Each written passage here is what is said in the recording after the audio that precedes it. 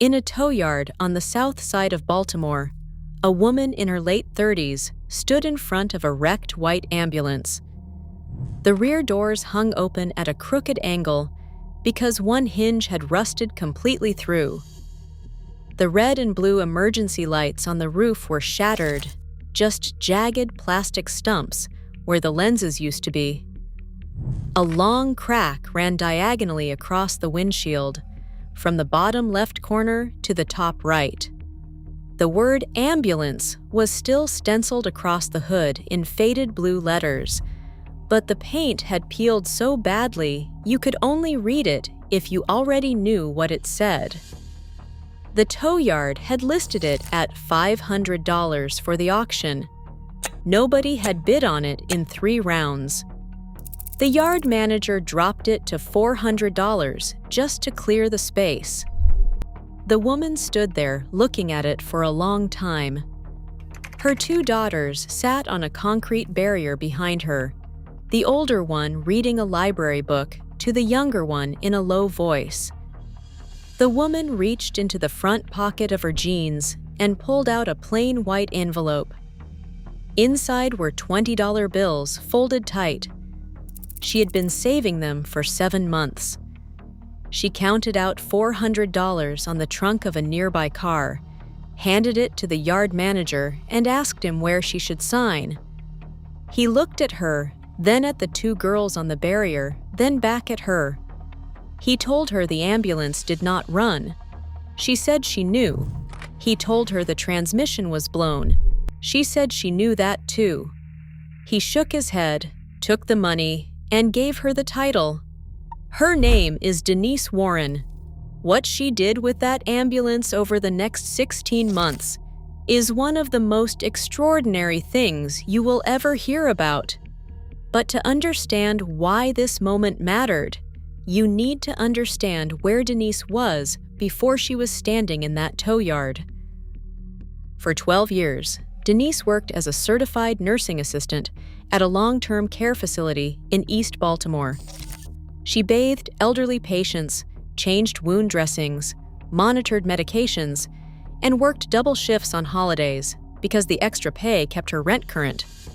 She was good at her job. Her patients asked for her by name. She had 2 daughters, Aaliyah, who was 11, and Maya, who was 7, and she raised them on her own in a 2-bedroom apartment on Erdman Avenue. The apartment was small, but it was theirs. Aaliyah had a desk by the window where she did her homework every night. Maya had a shelf of stuffed animals organized by size. The refrigerator had report cards and crayon drawings held up with magnets shaped like fruit.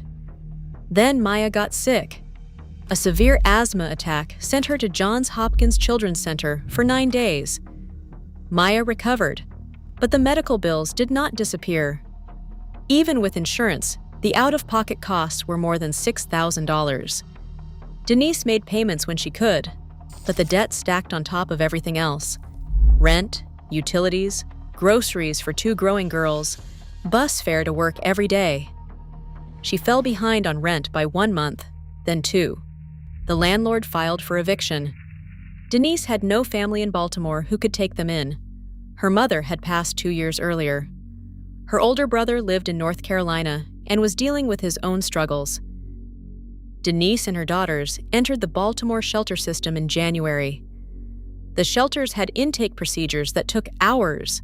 They had rules about when you could enter and when you had to leave. They moved families between locations with little warning. Aaliyah changed schools 3 times in 5 months. Because each shelter was in a different district. Maya missed doctor's appointments because the shelter's daytime lockout policy meant Denise had to choose between keeping her cleaning job and being available during clinic hours. The shelters were not designed for mothers who were trying to hold jobs and raise children at the same time. Denise chose work. Every morning, at 5:30 in the morning, she walked Aaliyah and Maya to the shelter's common room, made sure they had something for breakfast, and took 2 buses to the Marriott on Pratt Street, where she cleaned hotel rooms for $14 an hour. She cleaned 14 rooms a day. She stripped beds, scrubbed bathrooms, vacuumed carpets, and restocked towel racks. At the end of every shift, she took her tips and her hourly pay and put as much as she could into that white envelope. She kept the envelope in her bra. Not in her bag, not in her locker, not in the shelter. On her body, because she had learned that nothing left unattended stays safe for long. After 7 months, the envelope held $400. She was not sure in the beginning what she was saving for. She only knew that she needed to save, that the money represented a direction even if she could not see the destination yet. When she found the ambulance listing on a community bulletin board at a laundromat on Eastern Avenue, something clicked. An ambulance is basically a steel box on wheels. It has insulated walls.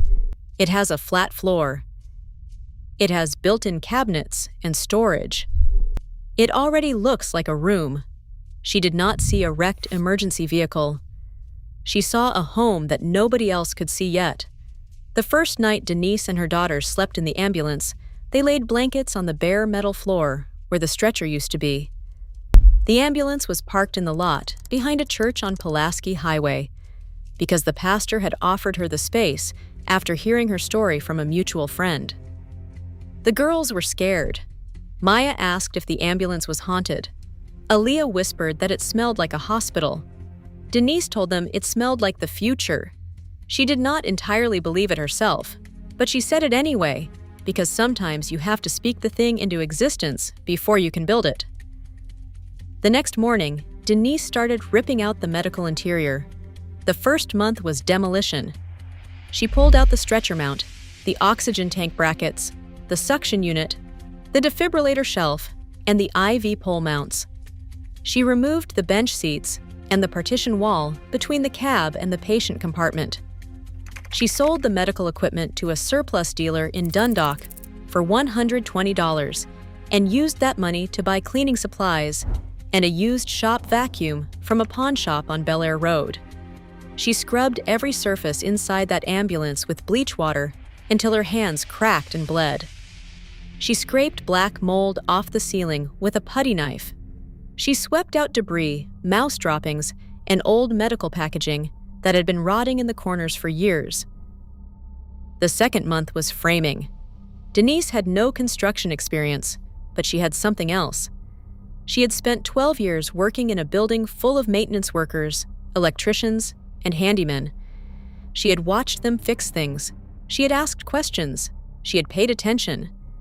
She walked demolition sites across East Baltimore, looking for free lumber the same way she had once walked hospital hallways looking for patients who needed help.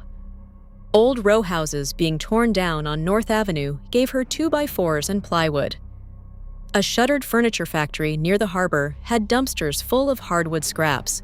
She hauled everything back to the church parking lot on a folding luggage cart she found at a thrift store on Greenmount Avenue, sometimes making 4 trips in a single day while the girls were at school. She framed interior walls against the ambulance's steel shell using reclaimed 2x4s. She cut them with a handsaw because she could not afford a power saw. Each cut took minutes instead of seconds. Her arms burned. Her shoulders ached. By the end of month 2, the inside of the ambulance had a skeleton. Wooden framing along every wall, a rough subfloor laid down from pallet boards she had sanded smooth by hand, and a framework for what would eventually become 2 separate rooms. The third month was insulation, and it was the hardest problem to solve. Insulation costs money Denise did not have, so she traded labor for materials, the same way she had been doing since the beginning. She helped a roofing crew in Towson clean up a job site in exchange for leftover rolls of fiberglass insulation. She cleaned out a storage unit for a contractor who paid her in spray foam canisters. She struck a deal with a building supply store on Route 40, where she mopped their floors every Saturday in exchange for damaged insulation bats they could not sell. Piece by piece, she packed the walls and ceiling of the ambulance with insulation. She sealed every gap with spray foam. She covered the insulation with reclaimed cedar paneling from a demolished house in Hampton. The wood was old and imperfect, but when the sun came through the ambulance windows in the afternoon, the cedar turned golden and the whole interior smelled like a cabin in the woods. Maya said it smelled like a treehouse. Aaliyah said it smelled like home. That was the first time either of them had used that word in over a year. By month 4, the inside of the ambulance stayed warm without a space heater. The girls stopped sleeping in their coats. Denise started sleeping through the night for the first time since the shelter. Then came the water. This was the part that changed everything. Denise needed running water. She had been hauling jugs from a gas station on Erdman Avenue, sometimes carrying 10 gallons a day for drinking, cooking, washing dishes, and cleaning. You cannot raise 2 children on hauled water forever. She found her answer on the roof of the ambulance. Denise built a rainwater collection system using 2 55-gallon food-grade plastic drums she pulled from behind a restaurant supply company in Canton. She cleaned and sealed them, ran aluminum gutters along the length of the ambulance roof, and connected everything with PVC pipe she earned by helping a plumber in Parkville snake 3 residential drains on a Saturday. The system held 110 gallons of rainwater, filtered through a gravity-fed sand and activated charcoal filter she built from instructions she found in a library book at the Enoch Pratt Free Library on Cathedral Street. For hot water, Denise found a propane tankless water heater at a yard sale in Catonsville for $40. She built a shower stall in the back corner of the ambulance using PVC pipe and a heavy vinyl curtain. The floor of the shower was a mosaic she made from broken ceramic tiles she collected from a demolition site in Fells Point. White tiles, blue tiles, a few pieces of green. The pieces did not match, and Denise said that was exactly why she loved it. The day Denise took her first hot shower inside her own ambulance, she stood under the water for almost 30 minutes. Her daughters banged on the bathroom door, asking if she was okay. She was crying. She had not had a hot shower in over a year. She said later that the water felt foreign on her skin, like her body had forgotten what warmth was supposed to feel like. That was the moment, Denise says, when she stopped being homeless. Not when she bought the ambulance, not when she moved in. The moment the hot water hit her back, and she remembered what it felt like to be clean in her own space. Electricity came next. Denise could not afford solar panels, but she found a solar installation company in Columbia, Maryland, that needed extra hands for a large residential project. She worked for 2 weeks on their crew, carrying panels up ladders and drilling mounting brackets in the July heat. The crew supervisor watched how carefully she handled the equipment, how she asked questions about wiring and inverters, how she never wasted a single component. At the end of the 2 weeks, they gave her 4 cosmetically damaged panels that had cracked frames but fully functional cells. A retired electrician named Mr. Okafor lived 3 blocks from the church parking lot. He was 68 years old and had wired row houses across Baltimore for 40 years. He heard about the woman building a home in an ambulance from his barber, who heard about it from someone at the church. One Sunday afternoon, Mr. Okafor walked over with a canvas tool bag and asked Denise if she needed help with the wiring. He spent the next 4 weekends wiring the entire ambulance: lights, outlets, a small refrigerator, a fan for the summer, and a charge controller for the solar batteries. He explained every connection to Denise as he worked, teaching her the way you would teach a daughter. He refused payment. He just shook her hand when it was done and told her he was proud. Then he asked when he could come back for dinner. That was when the neighborhood started showing up. A woman from the church brought a used microwave wrapped in a bath towel. A retired carpenter brought a box of brass drawer pulls he had been saving for 15 years. A group of students from Mergenthaler Vocational High School came on a Saturday to help paint the exterior. 12 teenagers with paint rollers and brushes, laughing and asking Denise questions about her life, while they turned the ambulance from chipped white to a deep navy blue with cream trim around the windows. Someone left a brand new twin mattress, still in the plastic, leaning against the side of the ambulance one morning with a note taped to it that said, "For the girls." Denise never found out who left it. A Baptist congregation on Bel Air Road brought groceries every Friday for 4 months. A plumber from the church installed a composting toilet in a small private compartment near the rear doors. A woman who ran a thrift shop on Eastern Avenue gave Denise curtains with yellow sunflowers on them, a set of mismatched plates, and kitchen towels embroidered with little birds. By month 9, Denise had a kitchen. A 2-burner propane stove sat on a butcher block countertop she had salvaged from a demolished restaurant on Charles Street. The wood was scarred and stained from years of professional use, and Denise sanded it smooth but kept the marks, because she said they proved the wood had a story. She found cast iron skillets at estate sales for $3 each and seasoned them over the propane flame until they turned black and glossy. A small farmhouse sink from a Habitat for Humanity restore cost her $12. Open cedar shelves held plates, mugs, a jar of cinnamon, and a framed photograph of her mother that she kept wrapped in a plastic bag through the entire shelter period. By month 11, the girls had their own bedroom. Denise built a partition wall with a sliding barn door made from reclaimed wood. She installed a bunk bed she assembled from lumber and lag bolts. Aaliyah got the top bunk because she was older. Maya got the bottom bunk with a small reading lamp clipped to the frame. Denise hung a curtain across her own sleeping area at the front of the ambulance and called it her room. She slept on a futon mattress someone from the church donated. A wool rug on the floor, a lamp with an amber shade that made the whole space glow at night like a lantern. By month 13, Denise had rebuilt the ambulance's exterior. She replaced the busted rear doors with solid barn-style doors she built from scratch. She fixed the windshield crack with a mobile glass service that owed a favor to Mr. Okafor. She mounted a small wooden sign next to the front door that she carved herself with a utility knife. It said, "The Warrens."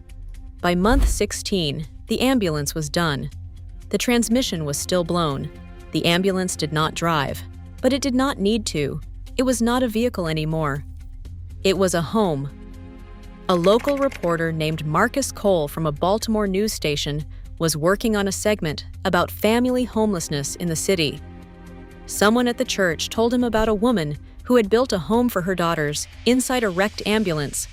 He drove out to see it on a Thursday, expecting to stay 20 minutes. Marcus spent 3 hours inside the ambulance that evening. Denise made him coffee on her propane stove in a percolator she bought for $2 at a yard sale. She showed him the rainwater system on the roof. She showed him the mosaic shower floor. She showed him Aaliyah's homework desk by the window and Maya's shelf of stuffed animals, organized by size. Just like in their old apartment on Erdman Avenue, she told him about the first night when Maya asked if the ambulance was haunted. She told him about the shower. She told him about Mr. Okafor. The story aired on a Wednesday evening. By Friday morning, it had been shared across social media more than 3 million times. People sent Denise messages from 38 countries. A construction company in Virginia offered her a full-time job managing affordable housing projects. A nonprofit in Austin flew her out to consult on a mobile housing program for homeless families. A filmmaker from Philadelphia reached out about a documentary. Denise turned down the job in Virginia. She said she was not leaving Baltimore. What Denise did next is the part of the story that never made it into the headlines. She started teaching free workshops every Saturday morning in the church parking lot. She taught anyone who showed up how to convert a vehicle into a livable home. She taught them about rainwater collection and insulation and how to find free lumber at demolition sites. She taught them how to wire a basic solar setup.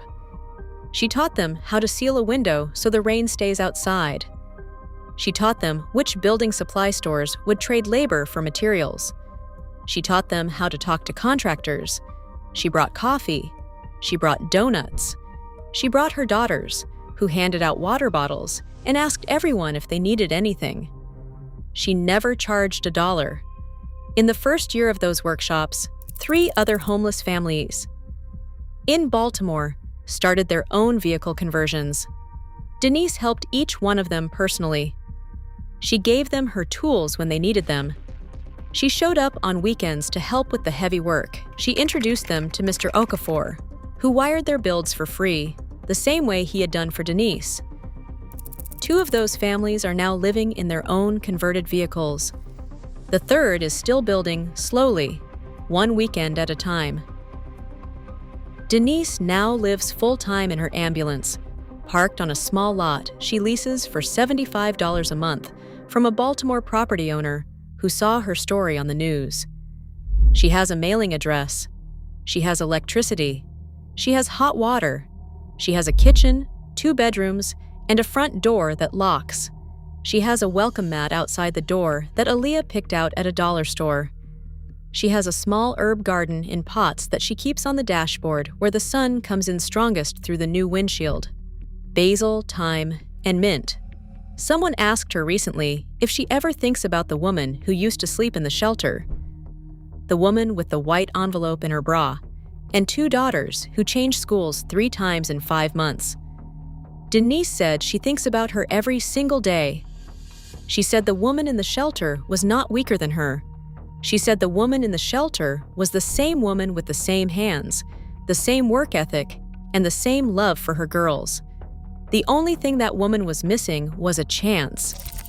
A $400 chance. Denise says the ambulance did not save her. She saved herself. But the ambulance, that wrecked, mold-covered, transmission-blown emergency vehicle that nobody else wanted, gave her somewhere to start. And sometimes, somewhere to start is everything. If this story moved you, hit subscribe. We tell stories every week about people who built something out of nothing. The next one might be the one that changes how you think about your own beginning.